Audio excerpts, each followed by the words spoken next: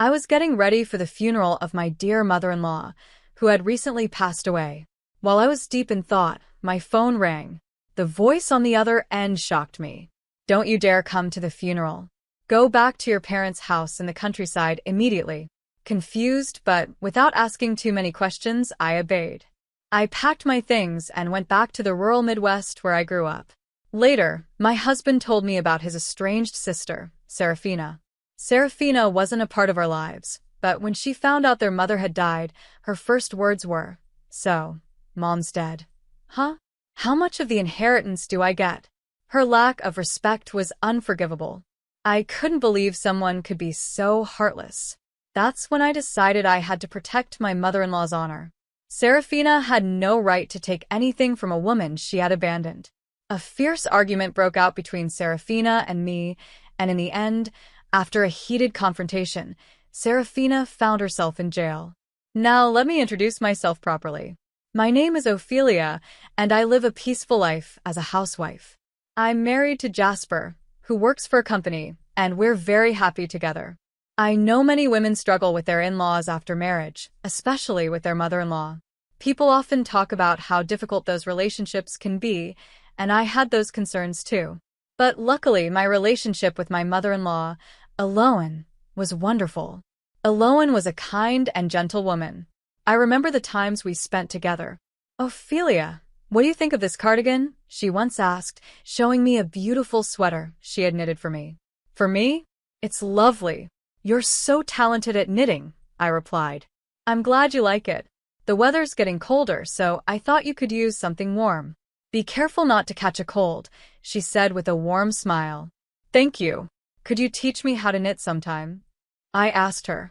Moments like these made me appreciate Eloan so much. She always cared for me like a second mother, and I loved her dearly.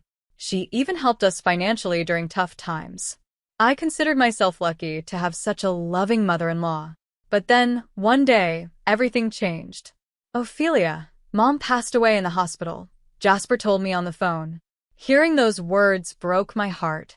Eloan had been battling cancer for years, going through chemotherapy and fighting bravely. But now she was gone. I felt lost for days, unable to eat or focus on anything. It was hard to accept that she was no longer with us. I knew I couldn't just keep crying, though. Eloan wouldn't want that. She would want me to stay strong and remember her with love. So, with that thought, I decided to attend her funeral and say goodbye with a smile, just as she would have wanted. The funeral was going to be held at my husband's family home. I was getting ready when, out of nowhere, my phone rang. The caller ID showed my husband's family's number. I assumed Jasper had forgotten something for the funeral, so I answered. To my surprise, it wasn't what I expected. "Ophelia, don't come to the funeral.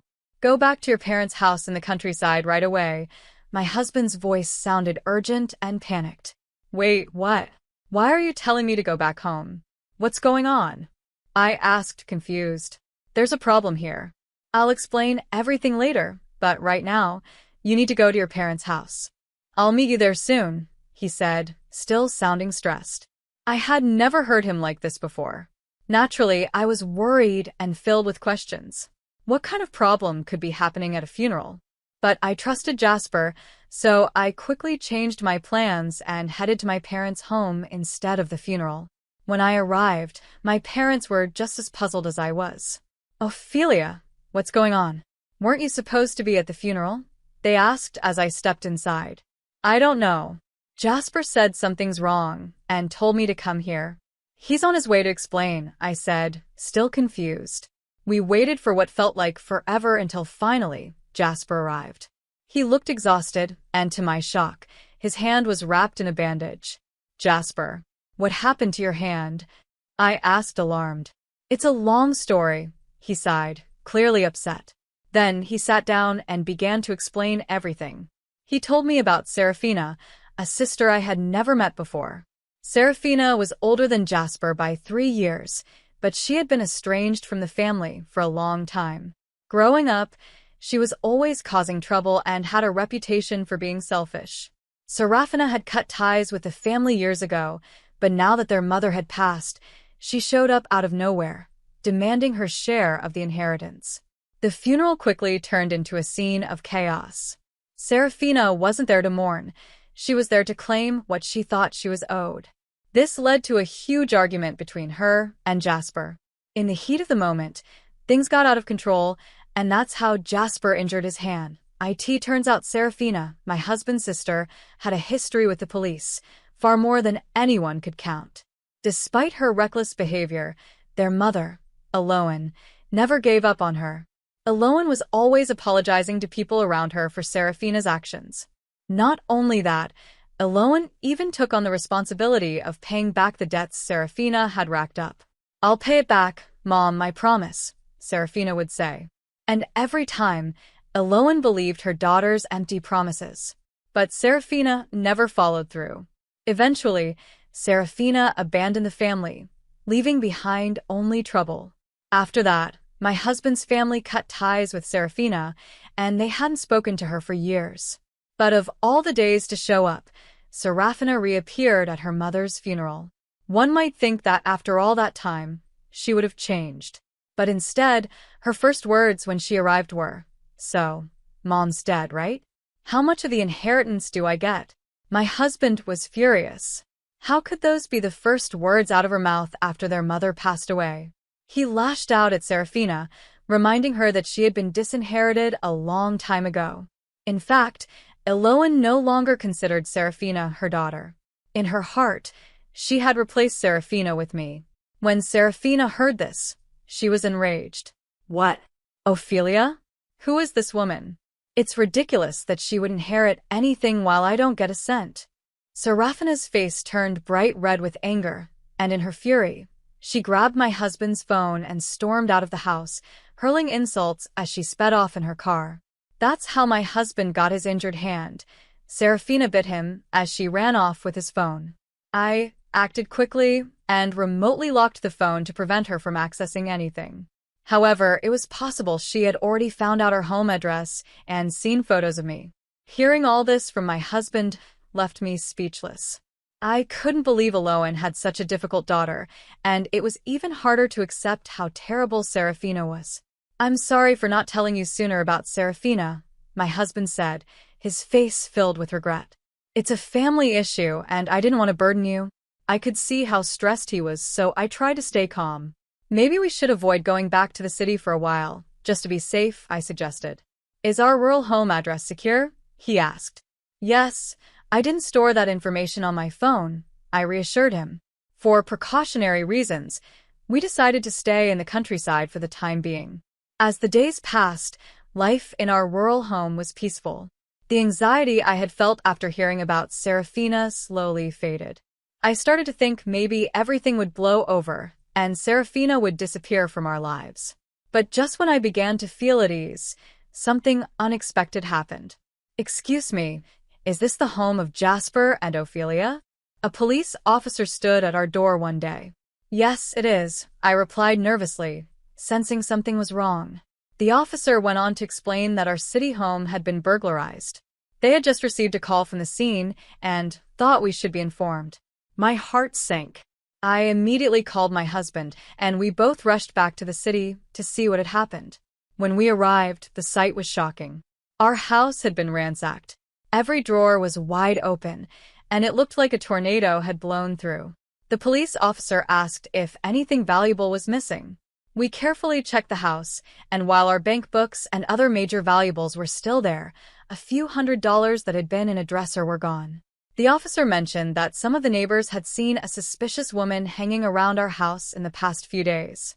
She had been shouting things like, "Come out and pay me back, Jasper." My husband and I exchanged worried looks. "It's Serafina," he said, almost certain.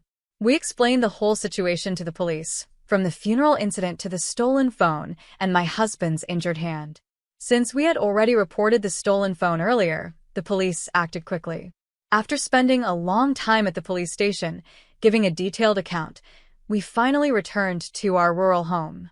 It was nearly dark by the time we got back, but we felt some relief when the police informed us that they had caught the burglar. Unsurprisingly, the culprit was Serafina. According to the police, Serafina had been brazen enough to stay at a hotel near the scene of the crime. After breaking into her house, she went back to the hotel and was even receiving a massage from room service when they caught her.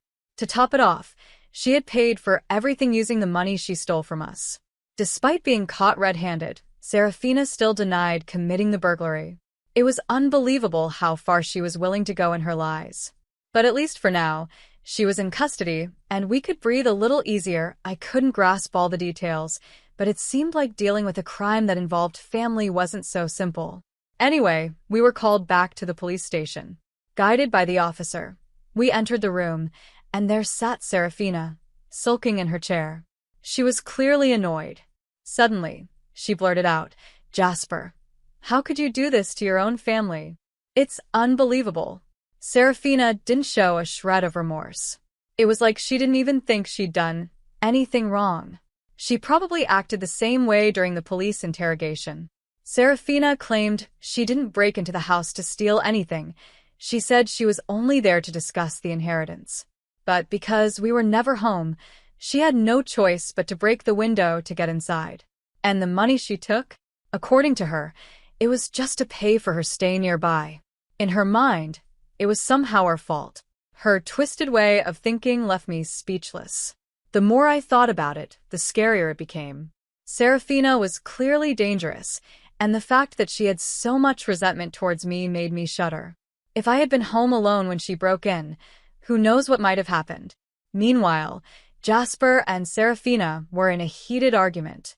"You've got some nerve showing up after all these years and pretending you're still part of this family. Give me back my phone," Jasper demanded. Fine. I'll give it back.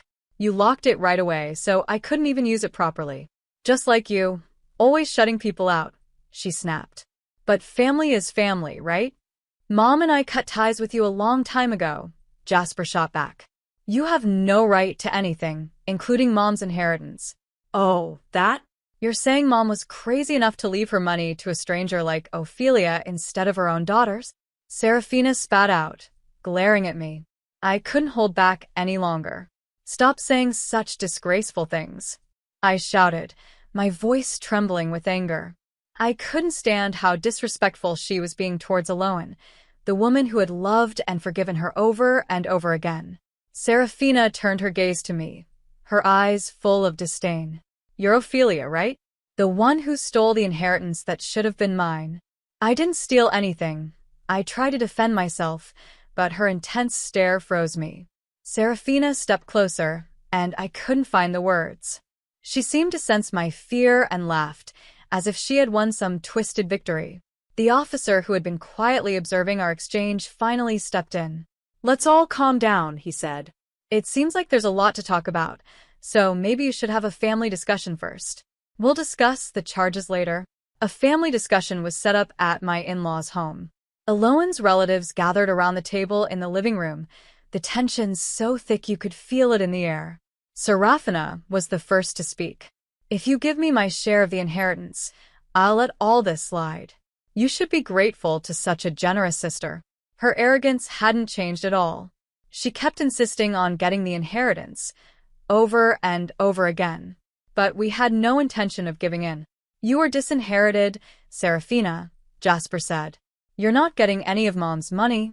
"Well, if you don't want to give me the inheritance, then at least give me some money once you get it," she demanded. "There's no way we're doing that," Jasper said, his frustration boiling over. I placed a hand on his arm to calm him down and turned to Serafina. "Did you even read all of Aloan's will?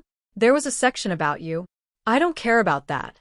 I'm only interested in the part about the inheritance," she replied coldly. "The rest is probably just her complaints about me." "No," I said softly. "She was worried about you." She regretted how things turned out. Well, if she was so worried, she should have left me the money. Serafina snapped. "She didn't leave you the money because she knew it wouldn't help you," I explained. "She knew that giving you money wouldn't change who you've become. I can't let someone as selfish as you have even a cent of Aloan's inheritance." "You have some nerve," Serafina hissed. "You're not even blood related. And yet you're the one who turned your back on your own family," I shot back. For a moment, Serafina was at a loss for words. Her eyes narrowed, and she glared at me with a look so sharp it felt like a knife. But this time, I didn't back down. "There's nothing more to discuss," I said firmly. "It's time for you to leave." In a flash, Serafina lunged at me, her face twisted with rage. Before she could reach me, Jasper and the other family members held her back. It took only a few minutes for the police to arrive and escort her out. She continued yelling insults, but by the time she was shoved into the patrol car, her spirit had broken. She slumped her shoulders and stopped fighting. Later, I learned that Serafina ended up in prison. Our report to the police had been officially processed, and Serafina was facing the consequences of her actions. It was a sad ending, but it felt like justice had finally been served. Serafina had piled up a large amount of debt from loan sharks, which explained her desperate obsession with getting Alohan's inheritance. She believed it was her only way out. But no matter the reason, Serafina's choices led her to this point. It was clear she was headed for a miserable life, one where she may never truly find peace. She didn't understand what real love or family meant, and now she had to face the consequences of her actions. As I reflected on everything that had happened, our home finally felt calm again, neat and tidy after what felt like a long time of chaos. My husband, Jasper, stood in front of a portrait of his mother, offering incense. He turned to me and said, "I'm surprised, Ophelia, at how bravely you stood up to Serafina. I've never seen you like that before." I smiled softly. It was because I reread Mom's will. The truth was, the day before the confrontation with Serafina, I had taken the time to read through Alohan's will again. I hadn't had a chance to really absorb its contents before, but this time I did. The will felt less like a legal document and more like a heartfelt letter. Every word was filled with Alohan's deep love for her family, and it moved me. Despite everything, Alohan had always cared about her daughter. There was no bitterness in her words, only concern for Serafina's well-being. She left this world with a brave heart, full of love and hopes for our happiness as a couple. I thought about how much Alohan must have wanted to help her daughter, even though Serafina had pushed her away. As I stood there holding the cardigan she had knitted for me, I felt tears welling up. I missed her kindness and warmth so much. Seeing me get emotional, Jasper tried to lift my spirits. "Ophelia, would you knit something for me, too?" he asked with a gentle smile. I wiped the tears from my eyes and smiled back at him. "Of course. I'll show you the knitting technique your mother taught me. We'll make something together." That moment felt like a way to honor Alohan's memory, keeping a part of her alive in our lives. She had given us so much more than just material things. She had given us love, support, and strength. We would make sure to live our lives in a way that would make her proud. From then on, I made a promise to myself. I vowed to live a happy, fulfilling life not only for myself and Jasper, but for Alohan's sake too. She had left us her legacy, her love, and her wisdom, and I wanted to make sure we honored that by living each day to the fullest.